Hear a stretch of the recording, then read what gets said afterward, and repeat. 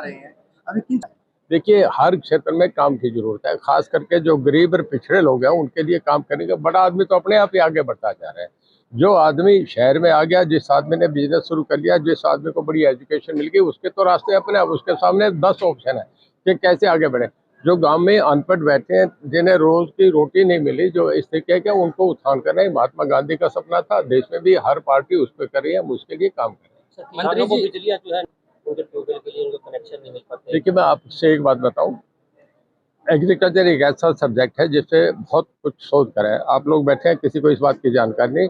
जो इंडिया का सबसे बड़ा साइंटिस्ट, हम नेता नहीं थे, वो डॉक्टर वेंकट रमन था। पूरे वर्ल्ड का अगर देखें तो डॉक्टर बोलॉग थे, जो इंटरनेशनल, जिन्होंने सारा बीज शोध करा, जिन्होंने ये करा। खेती बहुत इनकम का सौदा नहीं है।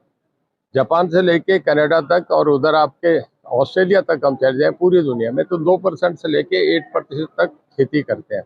ये हिंदुस्तान पाकिस्तान है जहाँ 70%। लोगों पे दूसरा ऑप्शन नहीं है। खेती इतना कारगर सब्जेक्ट नहीं है, पर उसमें कई बार प्राकृतिक आपदा, बरसात इतनी होगी। आपने देखा हिमाचल में आप टीवी नहीं देख सकते थे, घर गिर रहे हैं, मकान गिर रहे हैं, बच्चों की चीखें सुन रही है, बसें टूट रही है, हाईवे टूट रहे हैं, बस ट्रक नदियों में जा रहे हैं, जाके ब्यास और अमृतसर में निकल रहे हैं।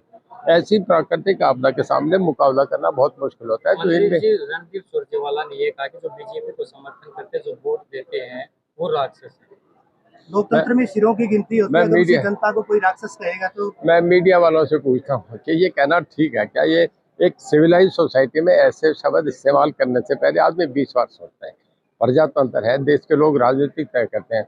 जिन 140 करोड़ लोगों ने 2 बार देश को प्रधानमंत्री चुना, तीसरी बार फिर चुनने जा रहे हैं। फ्रस्ट्रेशन के ये सेंटेंस है, जो आदमी बिल्कुल हालात नहीं हो, उन्हें देख रहा है कहीं है नहीं, कहीं राहुल गांधी कहीं नेता नहीं है, कहीं सामने मुकाबला देने में नहीं है, उन्हें इस बात की चिंता हो रही है। वो इस तरीके के बारे में उनको यही कहूंगा, हमारे साथी हैं, मित्र हैं, पर कोई भी चीज शालीनता और सभ्यता से कहे तो ज्यादा अच्छा। आदमी की मानसिकता बाहर गलत नहीं है। ये बात कही गई है, सिरों की गिनती होती है लोकतंत्र में, और उसी जनता को अगर राक्षस कहेंगे तो आप खुद एक कद्दावर नेता है, मंत्री है हरियाणा सरकार में। मैं ये कहना ना चाहिए, मैं वो जो मैंने कहा, आपने सुना नहीं कि ये जो शब्द है ये ठीक नहीं होता। जनता को कभी राक्षस, सिर और ये बातें कहना ठीक नहीं है। लोग किसान भी धरने पर बैठे हुए बीमा की मांग को लेकर, और टोल भी अनिश्चितकालीन के लिए इंतजाम करने की बात की गई है। तो क्या मानते हैं जो किसानों की बीमा के जो राशि? किसान जो है बहुत समस्याओं से उलझ रहा है, यहाँ नहीं हर जगह ये है। और इसमें उन्हें, ठीक बात है कि एक बीच में डायलॉग चल रहा है, मुझे जो रिपोर्ट है कि काफ़ी बातें उनके नज़दीक होगी बीमा वालों को, ये तकरीबन उनके खातों में पैसे डलने का काम तकरीबन सिरे चल रहा है। और मुझे लगता है बड़ा जल्दी ये एमिकेबली ये सब सॉल्व हो। जिन किसानों को सब्सिडी पर बिजली मिलती है, जो है उसको आकलन किया जा रहा है, सब्सिडी खत्म किए जाने की। मैं आपको एक बात बताऊं, सब्सिडी किसे कहते हैं? हमारे ट्यूबवेल का मैं बताता हूँ। सबसे ज्यादा किसान ट्यूबवेल पे आते हैं। हमारा 5918 करोड़ रुपया ट्यूबवेल का हमारी गवर्नमेंट के खाते पे खर्च होता है, जो हम सब्सिडी में देते हैं। और उसके बदले में जो हम रिकवर करते हैं किसानों से 158 करोड़ रुपए करें। थर्मल की हमारी प्रोडक्शन 4 रुपए 60 पैसे है पर यूनिट हमारी कॉस्ट आती है, और उसके बाद 10 पैसे यूनिट हम किसान को दे रहे हैं। बताइए, ऐसा कोई बढ़िया काम हो सकता है कि किसानों के लिए इससे ज्यादा गवर्नमेंट मेहरबान नहीं हो सकती? हम पूरा कर रहे हैं। देखिए, मैं ये नहीं कहूँगा, तो जनता तय करेगी, पर पिछले अगर अकाउंट देखें तो उनपे एक सीट थी। बहुत, मैं समझता हूँ कि एकदम कहीं ना होने के बराबर थी। देखिए, लोकदल था देवीलाल का, उस लोकदल में मैं भी था, उसमें बहुत लोग थे, पूरा हरियाणा था। सबसे बड़ा मैंडेट उन्हें मिला था। एरिया वाइज हरियाणा में 10 सीट हो सकती हैं, पर हम तमिलनाडु का, बंगाल जितने हम ज्योग्राफी के लिए नहीं हो सकते। पर 10 सीटों पे जितना मैसिव मैंडेट उन्हें मिला, आज तक हिंदुस्तान में किसी आदमी को नहीं मिला। 2 बार 90 में से 85 सीट जीत के आई।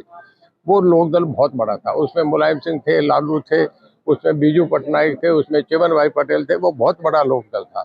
आज जो लोकदल है वो तो बट गया। उनके जाने के बाद फिर ये हो गया, समाजवादी पार्टी मुलायम सिंह ने बना ली, राष्ट्रीय जनता दल लालू जी ने बना लिया, देवगौड़ा जी ने अलग बना ली, ओम प्रकाश जी ने अपना इंडियन नेशनल लोकदल बना लिया। वो जो देवीलाल का लोकदल नहीं है, एक पार्टी है रीजनल जो एक सीट पे खड़ी है। मैं यही कहूँगा। सर, जेजेपी बीजेपी का जो समझौता है, हालांकि बार बार कवायद लगा दी जाए कि आप क्या मानते हैं? हालांकि आप जो है निर्दलीय जो है बनते, ये तय दिल्ली के लोग करते हैं, और एनडीए की मीटिंग में जब इन्हें बुला लिया गया तो मैं समझता हूँ आप जो बता रहे हैं उस पर पर्दा गिर गया। अब तो ये घर चर्चा कर रहे थे, आपने भी चर्चा की थी कि अगर राहुल गांधी भूपेंद्र सिंह हुड्डा दीपेंद्र सिंह हुड्डा को साथ लेकर हरियाणा मिलता है, इसका मतलब कांग्रेस में जो है कांग्रेस नहीं, देखिए शुरू से ही ये था, भूपेंद्र सिंह हुड्डा सदा से कदावर नेता थे कांग्रेस में, इसको कोई बात नहीं। आप भी जानते हैं, आप बोले नहीं बोले, ये आपकी मर्जी है, पर मैं आपसे ठीक बात बोल रहा हूँ, मैं कभी गलत नहीं कहता, जो है स्पष्ट आदमी हूँ। भूपेंद्र सिंह हुड्डा के बराबर कांग्रेस में कोई, मैं राहुल गांधी को भी नहीं मानता। भूपेंद्र हुड्डा को काटने का काम कर रहे हैं, जितने अंदर दूसरे कांग्रेसी बैठे हैं उससे काटने में लग जाते हैं। ये कांग्रेस की सदा से परंपरा रही है। आचार्य कृपलानी छोड़ के गए, के कामराज छोड़ के गए, मुपनार छोड़ के गए, इसके बाद ब्रह्मानंद रेड्डी छोड़ के गए, संजीव रेड्डी छोड़ गए, डीपी मिश्रा छोड़ के गए, चंद्रभान गुप्ता छोड़ गए, चाहे चरण सिंह, चाहे देवीलाल, चाहे बंसीलाल, भजनलाल जी, सब छोड़ के चले गए। ये कांग्रेस में हुड्डा साहब को भी छोड़ के आना पड़ेगा। मुझे लगता है वो हम जैसे प्रोग्रेसिव लोगों के साथ आके मिलेंगे, ये थोड़े समय में हो जाएगा।